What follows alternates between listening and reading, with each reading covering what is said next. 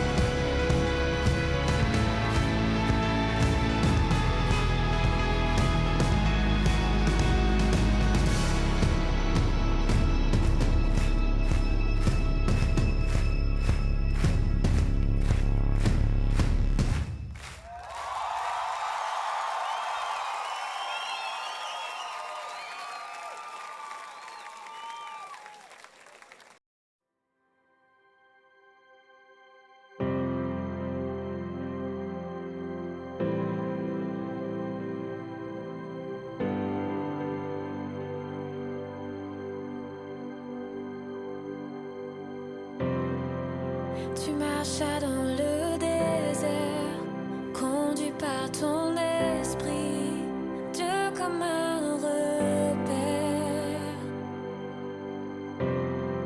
Au-delà de la souffrance, tu brisas la tentation par la parole du Père.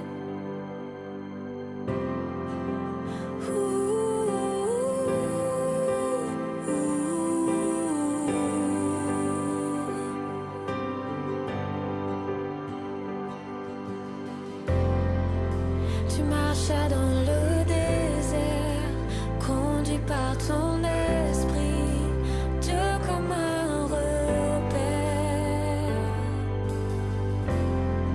Au-delà de la souffrance, tu brisas la tentation par la parole du Père.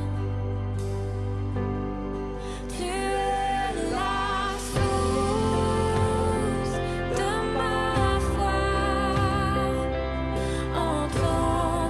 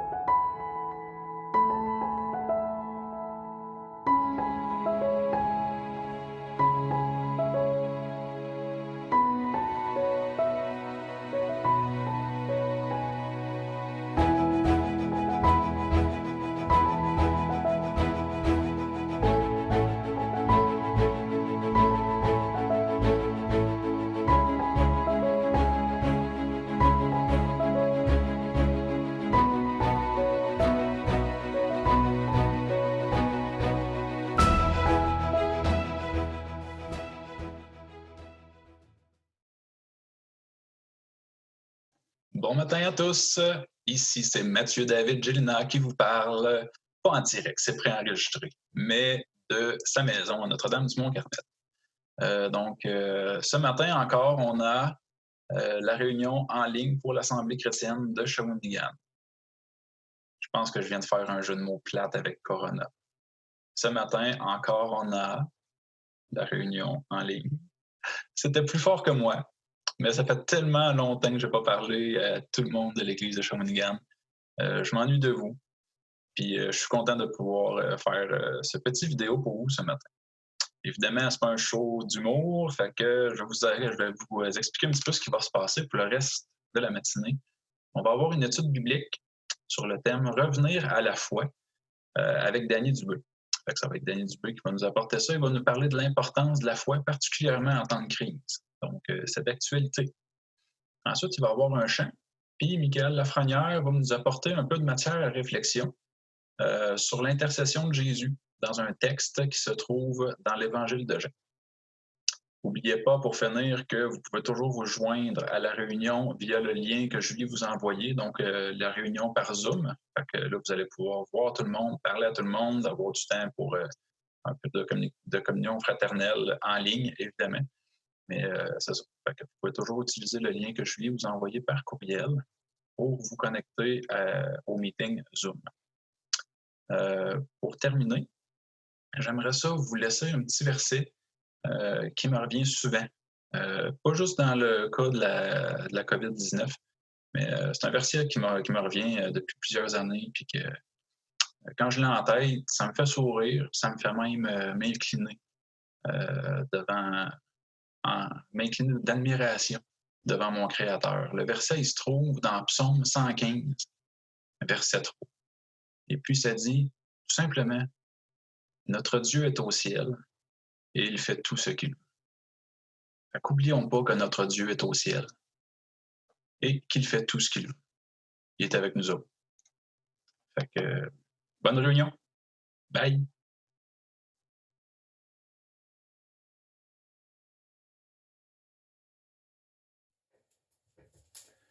Bon matin tout le monde, merci d'être là ce matin, ça me fait plaisir, moi aussi d'être avec vous, ça fait spécial un petit peu d'avoir à donner un message à travers un téléphone comme ça, mais on peut dire merci au Seigneur de ce qu'on est, on est dans une bonne technologie pour pouvoir profiter de ça malgré cette pandémie qui nous isole.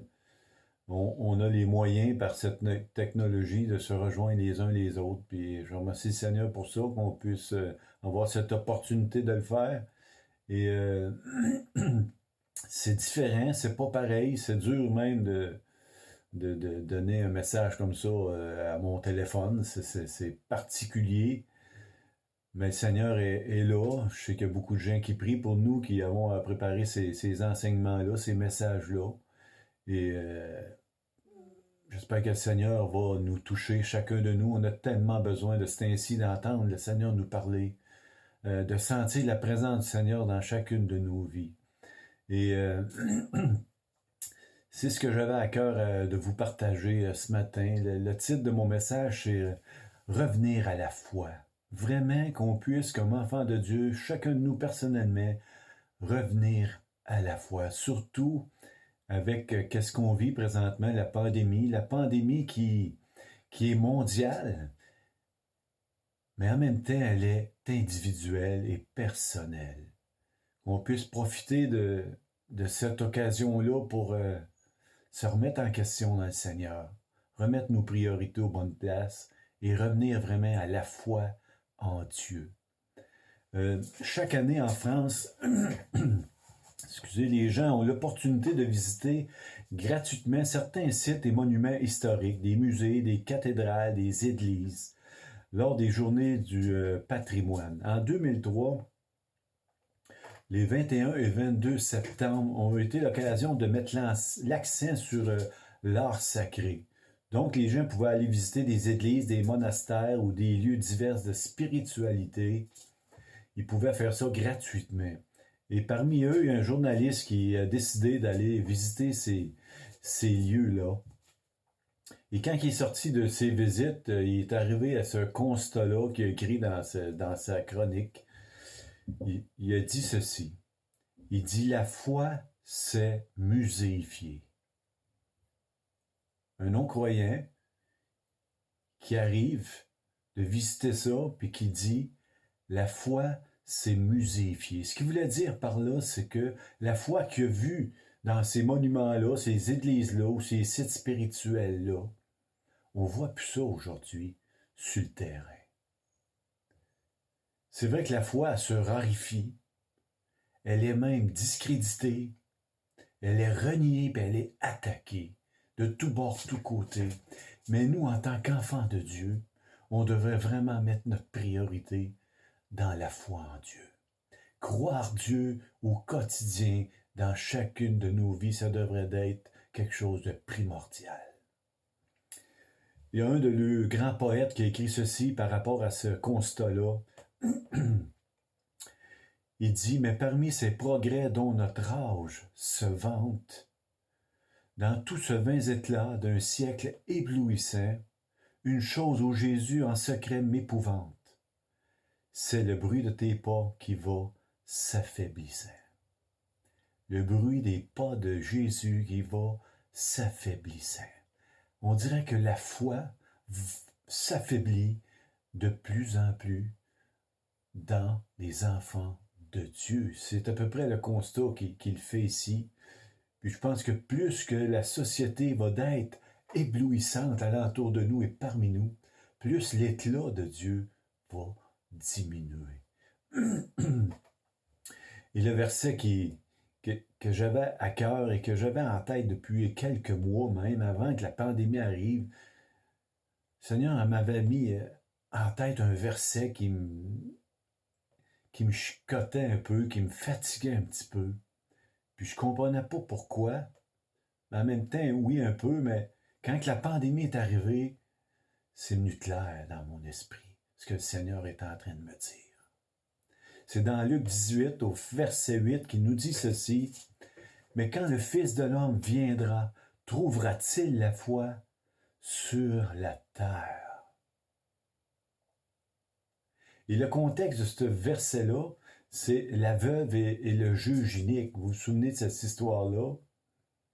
La veuve a tellement importuné le juge inique que finit par lui rendre justice. Même s'il était inique, qu'il n'avait pas de cœur, rien. Il a rendu justice parce qu'elle l'a importuné.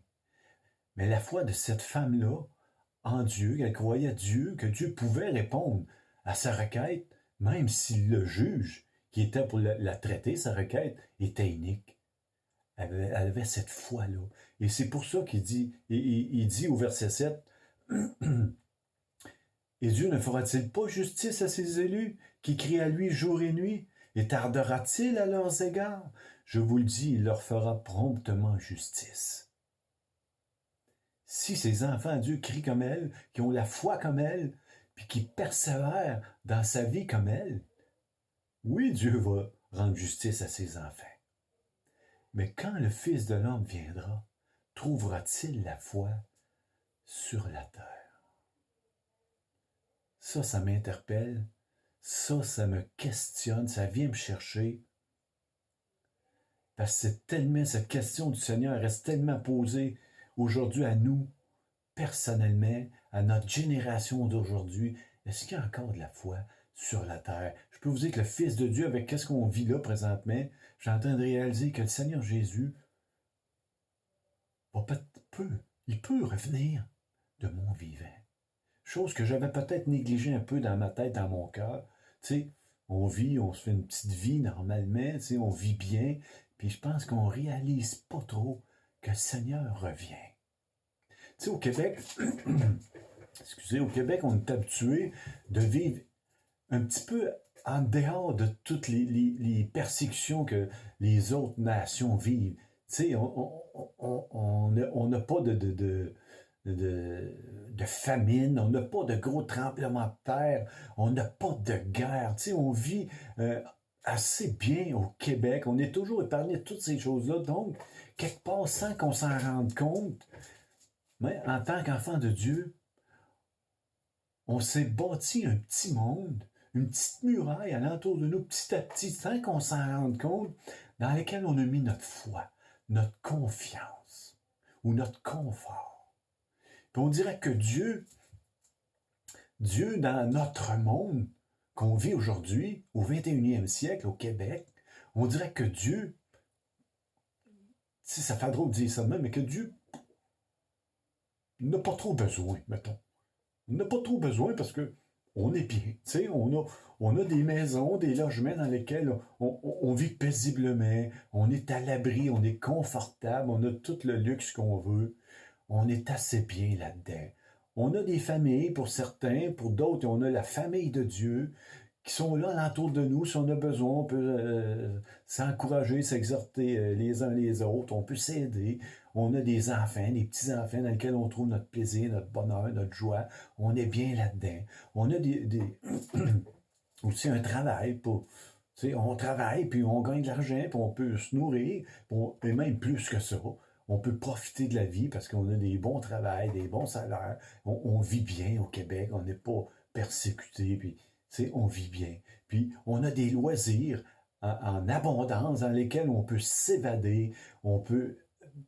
Tu n'as pas besoin de penser, tu profites seulement de ton activité, de ton loisir, tu es heureux, tu es bien.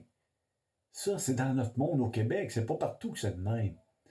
Puis en vivant dans un monde comme ça, qu'on s'est créé, nous aussi même en tant qu'enfants de Dieu, Dieu, quelque part, on dirait qu'il est moins important ou qu'il est moins vivant. Oui, Dieu, on l'a là, Dieu, il est là, mais ben, on va le chercher quand que ça va pas bien, quand que ça va mal, quand on vit des épreuves, des choses difficiles. Là, on va croire en Dieu. Là, on va crier à Dieu, à l'aide, viens m'aider, secours-moi, aide-moi, Seigneur, puis tout ça. Mais dans la vie de tous les jours, c'est pas tout à fait ça. Puis c'est pour ça que le titre, il faut revenir à la foi en Dieu au quotidien. Au quotidien, il faut mettre notre vie dans les mains du Seigneur. Il faut en arriver à dépendre complètement du Seigneur. Il faut dépendre du Seigneur. À chaque jour, pour aimer notre femme, notre mari, surtout en confinement, il y en a qui ont de la misère. Ils ne sont pas faciles à vivre, nos femmes. Non, c'est une farce, mais c'est ça. On a besoin du Seigneur pour aimer notre femme, notre mari, nos enfants. On a besoin du Seigneur pour éduquer nos enfants, les élever correctement. On a besoin du Seigneur pour travailler, avoir la santé. On a besoin du Seigneur pour témoigner. On a besoin du Seigneur partout dans notre vie, au quotidien. Puis il faut en arriver à dépendre complètement de Dieu. Et c'est ça, ce verset-là, ce qui nous fait penser. Ecclésiaste 7, 14 nous dit « Au jour du bonheur, sois heureux, mais au jour du malheur, réfléchis. » Réfléchis au jour du malheur. Puis avec cette pandémie-là, cette pandémie-là, elle est mondiale, mais elle est individuelle aussi, et elle est personnelle. Si tu ne prends pas l'occasion qu'il y a devant nous pour te tourner vers Dieu, pour réfléchir à ta vie, au quotidien, comment est-ce que toi tu vis ta foi en Dieu, ta croyance en Dieu, comment est-ce que ça se vit au quotidien, si tu ne te remets pas en question, tu manques quelque chose de grand. Le Seigneur est en train de nous parler à chacun de nous personnel. Il faut saisir l'occasion d'entendre et d'écouter Dieu. La foi, ce n'est pas un acte occasionnel. Comme je disais tout à l'heure, pas juste quand tu vis une épreuve, quand ça va pas bien, tu as besoin de Dieu, tu as besoin d'un job ou quoi que ce soit. OK, là, oui, Seigneur, je te prie. Là, oui, Seigneur, j'ai besoin de toi, viens m'aider. Tu sais. Non, c'est pas un acte occasionnel. La foi, c'est un mode de vie. C'est une manière de vivre au quotidien. C'est ça que le Seigneur veut de nous, qu'on puisse vivre notre foi au quotidien, pas juste quand ça va mal, même quand ça va bien. Remercier le Seigneur, tout mettre ta vie dans ses mains. C'est lui qui a contrôle, c'est lui qui a gère. Habakkuk, le petit prophète Habakkuk, il a dû apprendre lui aussi à revenir à la foi en Dieu, même si ce n'était pas de temps détourné. Quelque part, qui suivait le Seigneur, l'a amené à revenir à la foi en Dieu. Habakkuk, chapitre 1, si vous voulez ouvrir vos Bibles, puis suivre avec moi dans la parole de Dieu. C'est bon d'avoir notre Bible pour pouvoir la consulter, toucher, la lire de nos propres yeux. J'aime ça. Je le fais avec mon ordi ici parce que je n'ai pas de place d'ouvrir la mienne, mais je vous invite à ouvrir votre Bible ou la parole de Dieu dans Habakkuk, chapitre 1, versets 1 et 2, nous dit « Oracle révélé à Habakkuk le prophète. Jusqu'à quand, ô Éternel? J'ai crié et tu n'écoutes pas. J'ai crié vers toi à la violence et tu ne secours pas. » Le contexte qu'Habakkuk vit à ce moment-là, c'est que le peuple est rendu violent. Le peuple ne suit plus la loi de Dieu. Et même la violence est tellement grande que le peu de justes qui restent, les méchants essayent de les empêcher de vivre justement.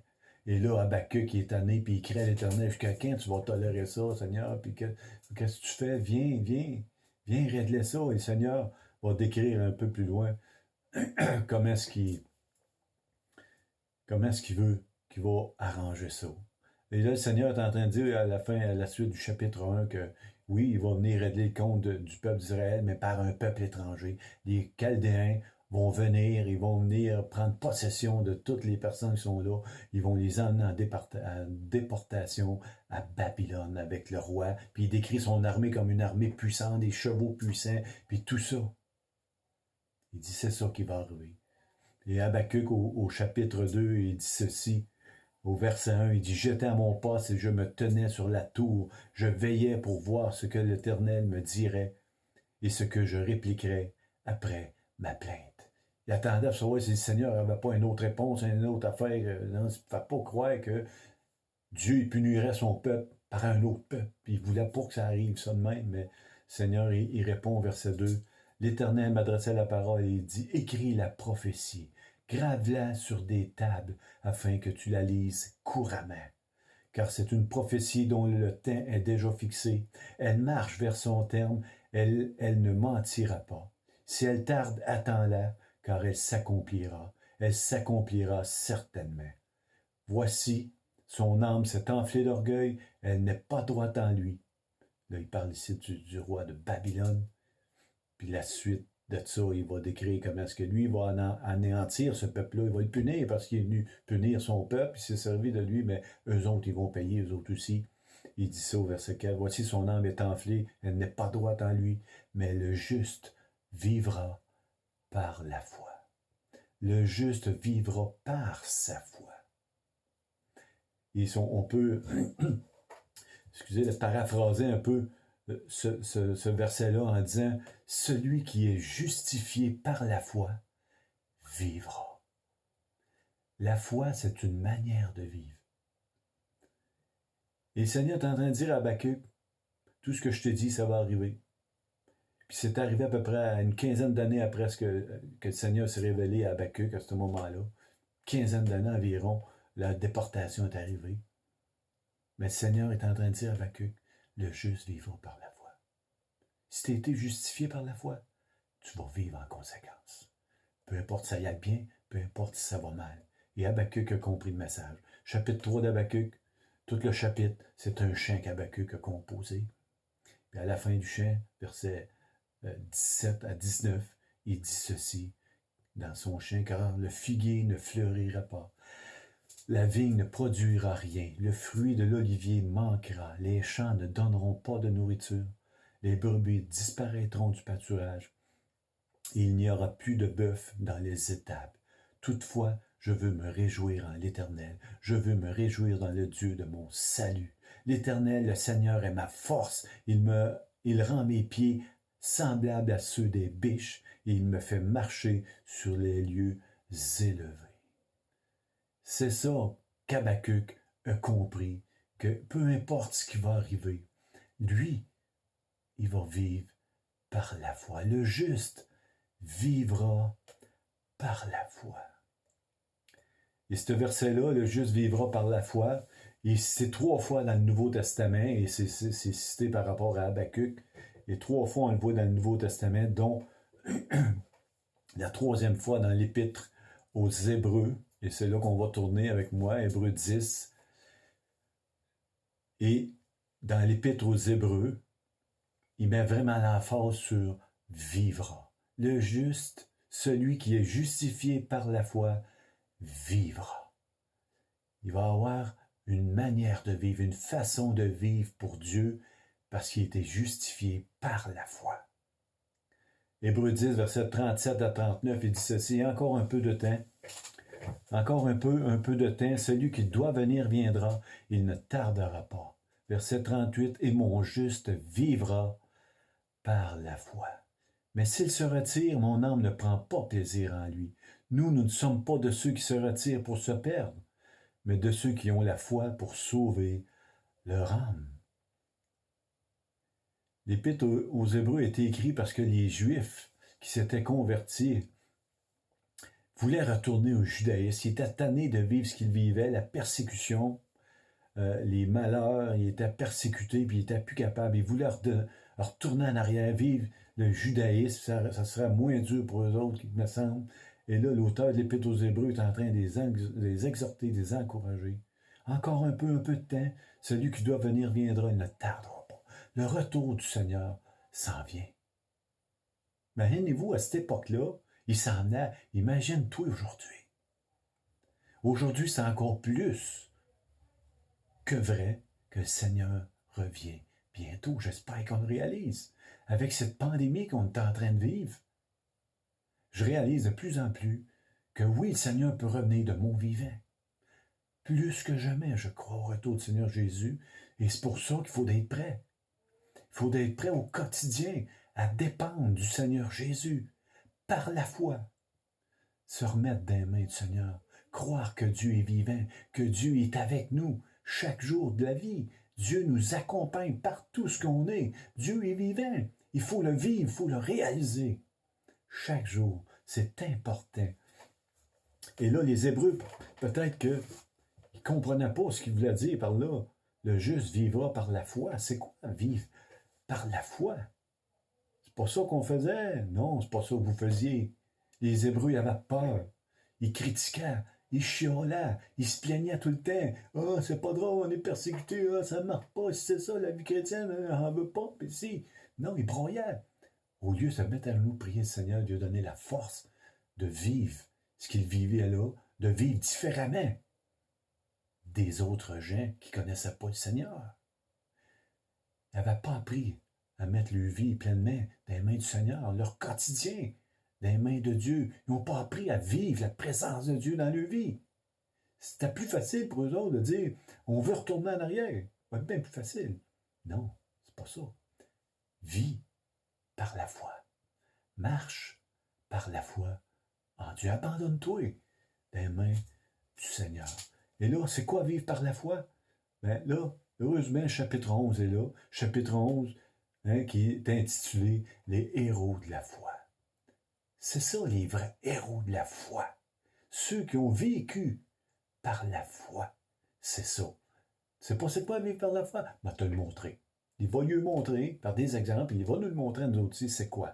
Chapitre 1, il explique c'est quoi la foi. Or, la foi est une ferme assurance des choses qu'on espère, une démonstration de celles qu'on ne voit pas. Moi, quand je lis ça, c'est pas clair dans ma tête, c'est pas clair pour comprendre c'est quoi vivre par la foi.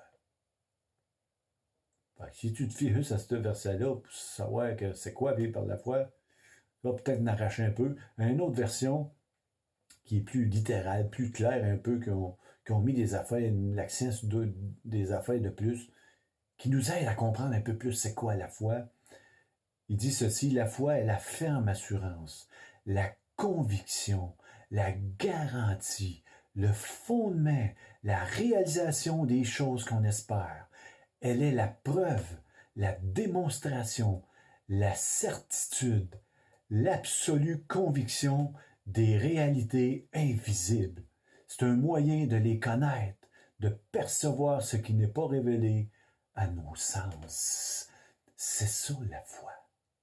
La foi, c'est un moyen de percevoir ce qui n'est pas révélé à nos sens, à la vue, à l'ouïe, au toucher. On n'est pas capable de voir Dieu, de l'entendre Dieu physiquement, d'y toucher non plus. Comme l'apôtre Jean dit au début de son évangile, au début de la première épître de Jean, il dit celui qu'on a côtoyé, celui que nos yeux ont vu, celui qu'on a entendu, celui qu'on a touché. L'apôtre Jean a touché la personne du Seigneur Jésus, il l'a vu, il l'a entendu. Il l'a côtoyé au quotidien. Nous, non. C'est pour ça qu'il faut vivre par la foi. Croire Dieu, croire que Dieu est avec toi, comme il était avec Jean à cette époque-là. Dieu marche à nos côtés. Il est dans notre vie au quotidien. Il faut le réaliser, il faut le comprendre, il faut le vivre absolument. Puis là, il va lui donner des exemples que c'est quoi vivre par la foi. Verset 5. C'est par la foi qu'Enoch fut enlevé pour qu'il ne voie point la mort. Il ne parut plus parce que Dieu l'avait enlevé, car avant son enlèvement, il avait reçu le témoignage qu'il était agréable au Seigneur. Savez-vous quoi? C'est impossible d'être agréable au Seigneur sans la foi.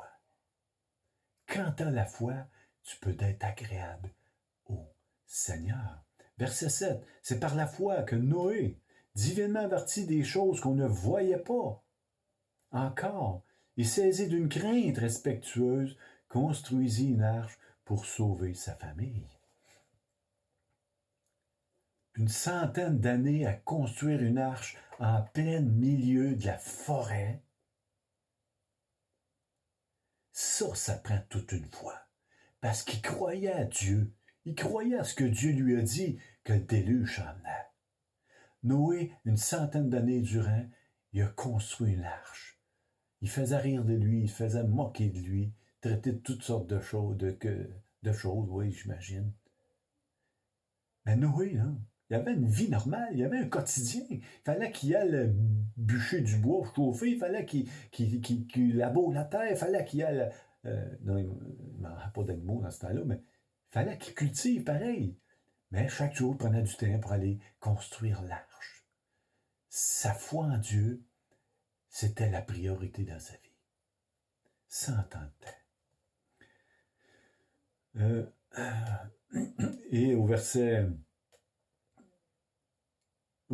32, nous dit ceci, que dirais-je encore? Il y en a des exemples. L'auteur de l'Épître, il y en a plein d'exemples de personnes qui ont vécu par la foi. Et que dirais-je encore, car le temps me manquerait de parler de Gédéon, de Barak, de Samson, de Jephthé, de David, de Samuel, des prophètes, qui par la foi vainquirent des royaumes, exercèrent la justice, obtinrent des promesses, fermèrent la gueule des lions, éteignirent la puissance du feu, échappèrent aux tranchants de l'épée, guérirent de leurs maladies, furent vaillants à la guerre, mirent en fuite des armées étrangères, des femmes recouvrèrent leur mort par la résurrection, d'autres furent livrés au tourment. Ils n'acceptèrent point de délivrance afin d'obtenir une meilleure résurrection. D'autres subirent la moquerie et le fouet, les chaînes, la prison. Ils furent lapidés, sciés, torturés. Ils moururent tués par l'épée. Ils allèrent çà et là, vêtus de peau de brebis et de peau de chèvre, dénués de tout, persécutés, maltraités, eux dont le monde n'était pas digne, errant dans les déserts et les montagnes, dans les cavernes et les antres de la terre. Tous ceux-là, à la fois desquels il a été rendu témoignage. À la fois desquels il a été rendu témoignage. Ils ont eu un témoignage vivant, ces personnes-là. Ils n'ont pas obtenu ce qui leur était promis, la vie, pas la vie éternelle, mais un nouveau ciel, une nouvelle terre. La promesse de vivre éternellement avec Dieu. Dieu ayant en vue quelque chose de meilleur pour nous et eux en même temps, afin qu'ils ne parvinssent pas sans nous à la perfection. Ils sont tous dans le séjour des morts, dans la présence de Dieu, en attente du retour du Seigneur Jésus, ou d'attendre que le Seigneur Jésus vienne chercher son Église, et tous les morts avec eux, et là on va monter toute la gang ensemble, avec le Seigneur, tout ensemble. Puis on va recevoir un corps glorifié, un corps parfait. On va atteindre la perfection en Dieu. Mais cette foi-là ne rayonne pas seulement de ceux qui sont considérés comme des vainqueurs. On a vu les vainqueurs qui avaient la foi. C'est le fun quand tu es vainqueur. Mais elle témoigne aussi, elle rayonne aussi des victimes. Que tu gagnes ou que tu perdes dans ce monde, avec Dieu, c'est une victoire. Parce que tu t'en vas en haut dans la présence de Dieu pour l'éternité. Il faut vivre la présence de Dieu dans nos vies. Puis il faut vivre par la foi. Et où cette foi-là de ces hommes-là, ces géants-là? Où est-ce qu'elle est cette foi-là? Dans Matthieu 17, 19, il dit ceci alors. Les disciples s'approchèrent de Jésus et lui dirent en particulier, « Pourquoi n'avons-nous pu chasser ce démon? » Jésus répond, « C'est à cause de votre incrédulité, votre manque de foi ou votre peu de foi. » D'autres versions qui disent, leur dit Jésus, « Je vous le dis en vérité, si vous aviez de la foi comme un grain de sénévé, vous diriez à cette montagne, transporte-toi d'ici à là, et elle se transporterait. Rien ne vous serait impossible. Si on vit par la foi, rien nous sera impossible. Oui, on va souffrir, oui, on peut être malade, oui, mais rien va être impossible parce que Dieu est avec nous. On va être capable de les surmonter, de les vivre, de supporter toutes sortes de choses parce qu'on va savoir que Dieu est vivant et présent. Rien ne nous serait impossible. Pierre a marché sur les eaux parce qu'il avait la foi en Dieu. Matthieu 14, les disciples, 28, les disciples sont dans la chaloupe, ça brasse, la tempête se lève, ils sont là, ils ont peur de mourir. Ils voient quelqu'un arriver sur l'eau, c'est Jésus. Ils pensent que c'est un fantôme, pas. Il dit, hey, c'est moi. Pierre répondit, Seigneur, si c'est toi, ordonne que j'aille vers toi sur les eaux. Et il dit, viens. Pierre sortit de la barque et marcha sur les eaux pour aller vers Jésus. Mais, voyant que le vent était fort, il eut peur.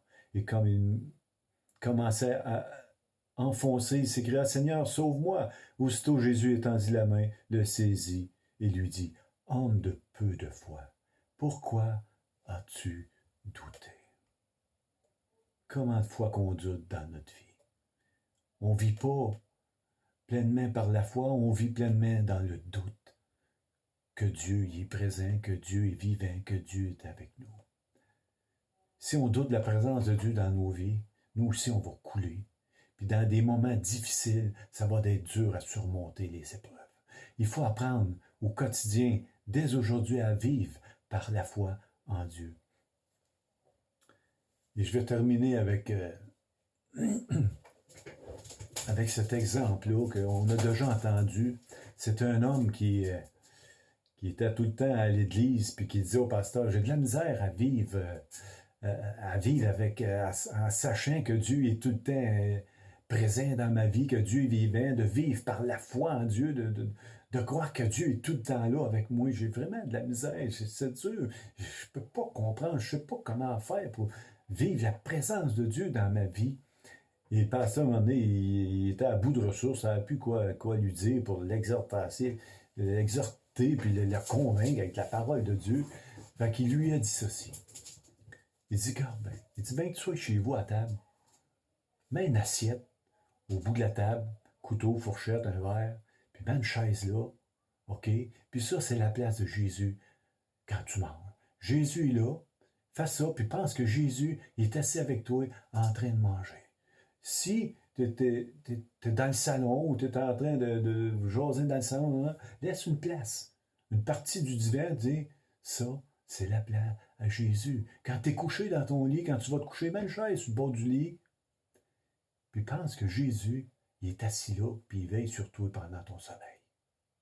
Fait que cet homme-là, il a commencé à faire ça, à mettre ça en pratique, puis à prendre cette habitude-là, puis il n'a jamais arrêté. Il n'a jamais arrêté, puis ça le faisait réaliser que Jésus est présent dans sa vie, au quotidien, partout où il était, Jésus était avec lui. Et un jour, cet homme-là, il est tombé malade, gravement malade, il est rentré à l'hôpital et tout ça. Et il dit à sa femme, il dit, mets une chaise au mon lit. Mets une chaise au mon lit, fou. Tu sais, il avait pris cette habitude-là, ça n'avait pas changé. Il était sur le bord de la mort, puis il est là, il veut sa chaise, sentir, puis savoir que Dieu est avec lui. Et là, le soir, la madame, elle s'en va chez eux. Et dans la nuit, cet homme-là est décédé, ou sur les petites heures du matin, quand la femme est arrivée là-bas, les infirmières ont dit, votre mari est décédé. Mais curieusement, il est mort, et dit, la main sur la chaise qui était aux côtés de lui. Cet homme-là, il est mort, main dans la main avec le Seigneur parce qu'il croyait en la la présence de Dieu. Il y avait cette foi-là en Dieu qu'il n'avait jamais été capable d'avoir avant, de faire ces exemples-là. Il avait la foi en Dieu, tellement qu'il savait que Dieu était avec lui, puis il était avec lui. Il est parti comme ça. Mais c'est ça de vivre par la foi. Je ne sais pas comment est-ce que tu peux le faire au quotidien dans ta vie pour vivre ça, la foi en Dieu. Mais il faut trouver des façons de laisser notre foi jaillir dans notre quotidien. On a besoin de vivre par la foi. Aujourd'hui, on ne sait pas ce qui nous attend. Mais on sait que Dieu est vivant. Dieu est avec nous. Le juste vivra par la foi. Peut-être, quelqu'un me dira, pourquoi Dieu n'a pas fait un monde parfait? Je répondrai, il l'a fait. En Éden, il n'y avait ni haine ni problème, ni peine ni gêne, juste une vie sereine et saine. L'homme était droit, mais a cherché des détours en effet. Pourquoi Dieu ne reprend pas tout à zéro? Il l'a fait. À cette époque, avec le péché, tous étaient noués. À part la famille de Noé, tous ont été noyés. Malgré ce fait, le fait est que les hommes ont refait des méfaits. Pourquoi Dieu n'a pas instauré une loi? Il l'a fait. Mettre à part un peuple choisi, envoyer les prophètes, il l'a fait. Punir de mort ceux qui font le mal, ça aussi, il l'a fait. Mais le problème, c'est le cœur des hommes. La seule solution, le sauveur des âmes. Tu me diras, pourquoi Dieu ne change pas ce cœur mauvais? Par Jésus-Christ, il le fait. Il l'a fait.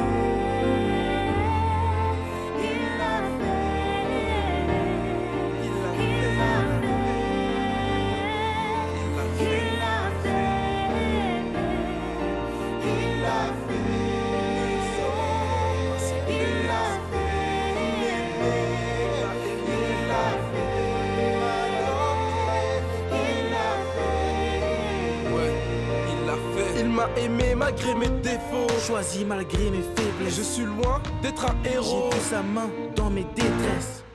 Nous ramener les ténèbres à la lumière. Il l'a fait. Venir sur cette terre. Il l'a fait. Il a paraffé cette nouvelle alliance. Tu peux pas la rater. À ta vie, il veut redonner un sens. Nous aimer jusqu'à la mort.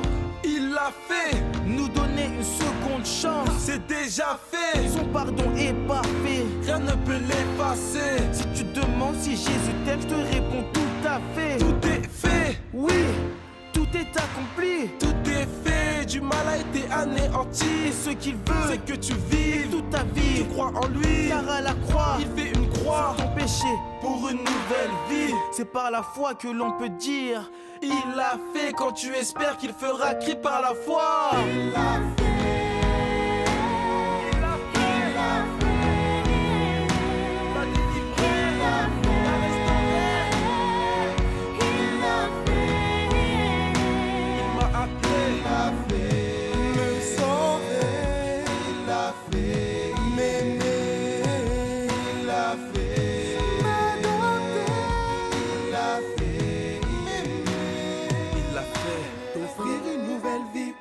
Payer le prix, sache qu'il l'a fait. L'éternité auprès de lui, l'accès au paradis, il te l'a offert.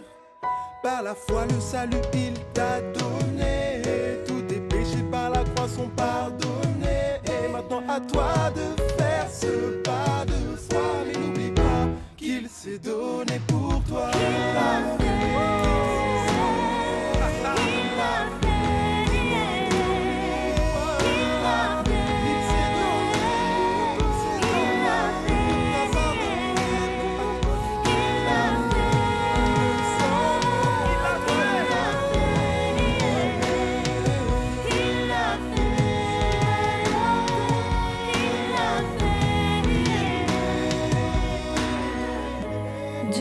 D'un amour immense, pour nous, il a tout fait.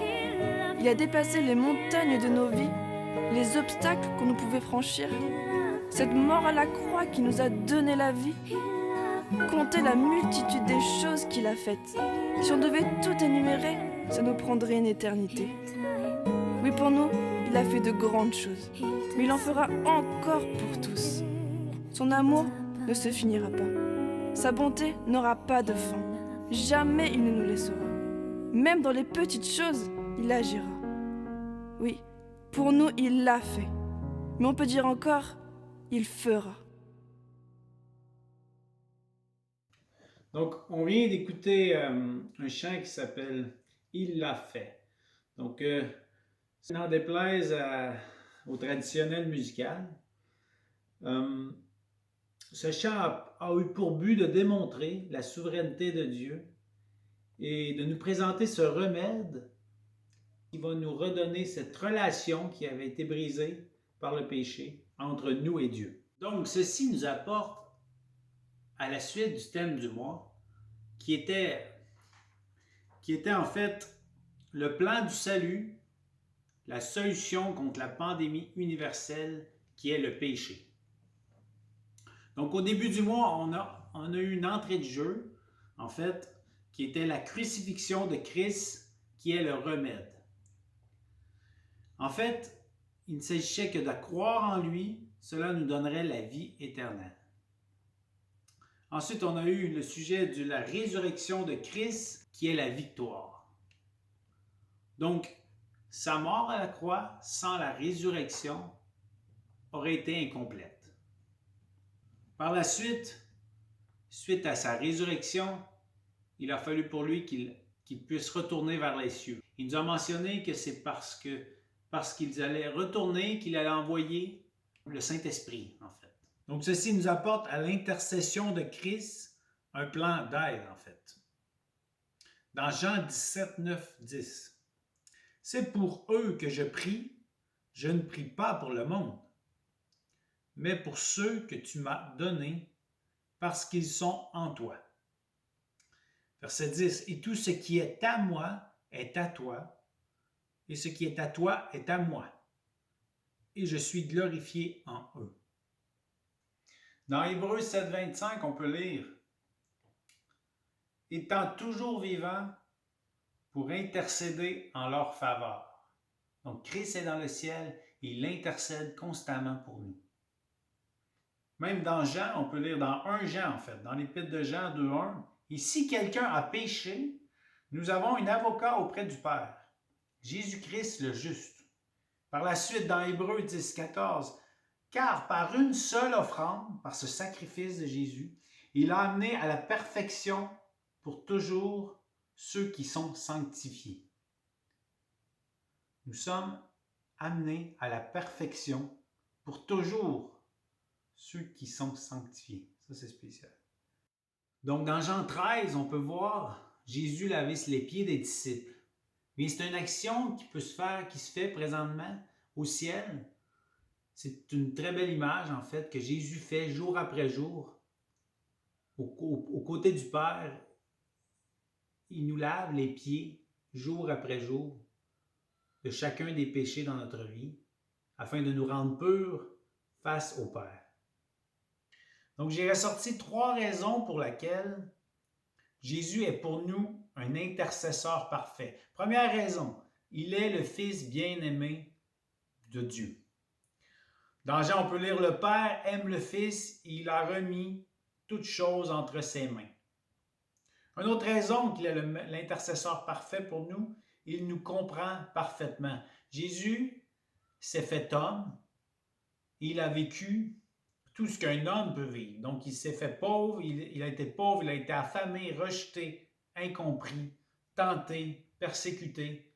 Ce sont tous des difficultés de la vie que Jésus a pu expérimenter afin de nous comprendre.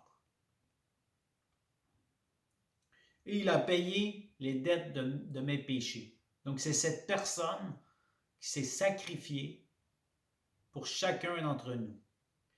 Et j'ai aussi relevé 3 manières à laquelle le Seigneur Jésus intercède pour nous.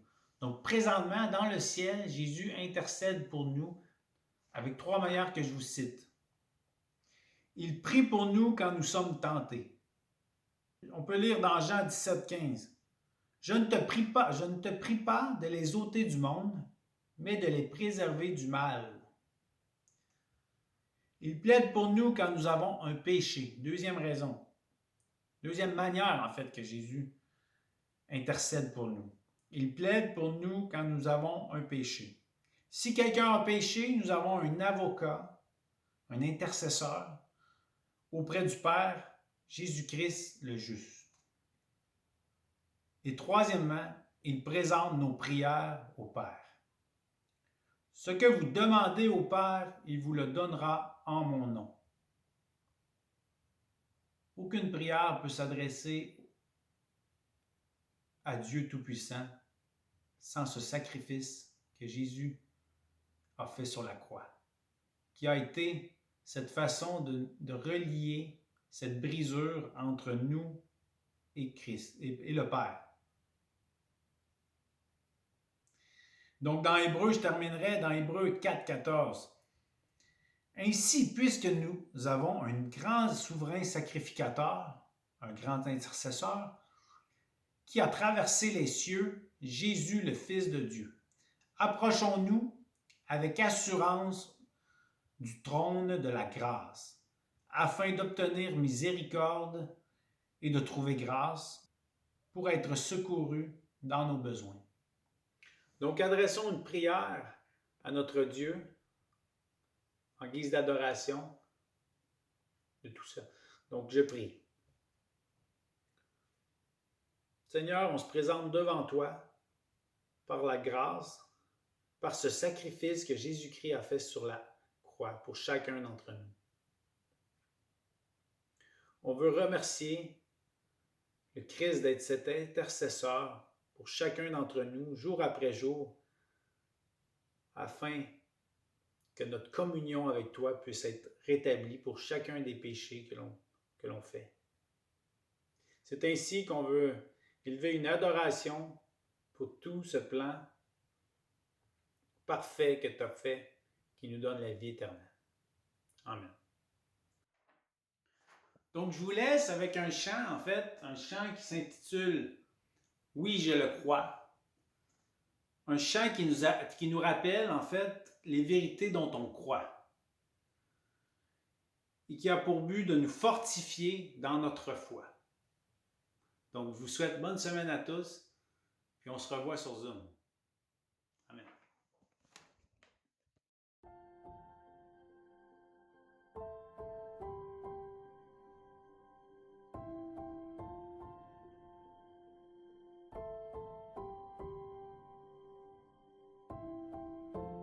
Notre Père éternel, toi qui as tout créé, Dieu tout-puissant,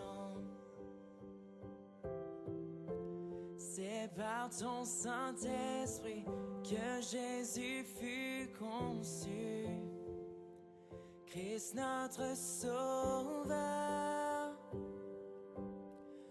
Oui, je crois en Dieu notre Père, oui, je crois en Christ son Fils, oui, je crois en ton Saint-Esprit, ô Trinité divine.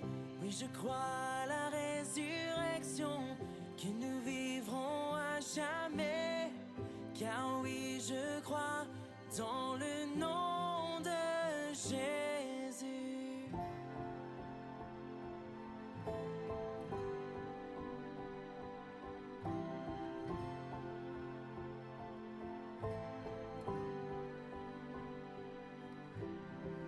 Notre juge et défenseur, tu souffris à la croix. Le pardon est en toi. Descendu jusqu'aux ténèbres, tu es ressuscité, à jamais élevé. Oui, je crois en Dieu notre Père, oui, je crois en Christ son Fils, oui, je crois en ton Saint-Esprit, ô Trinité divine. Oui, je crois à la résurrection, que nous vivrons à jamais. Car oui, je crois dans le nom de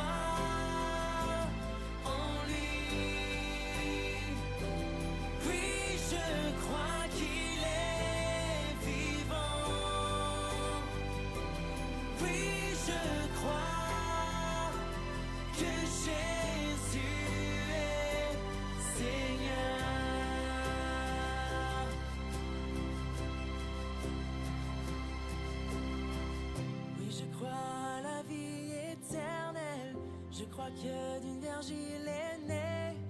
Je crois à la communion des saints et en ta sainte Église. Oui, je crois à la résurrection quand Jésus reviendra. Car oui, je crois dans le nom de Jésus.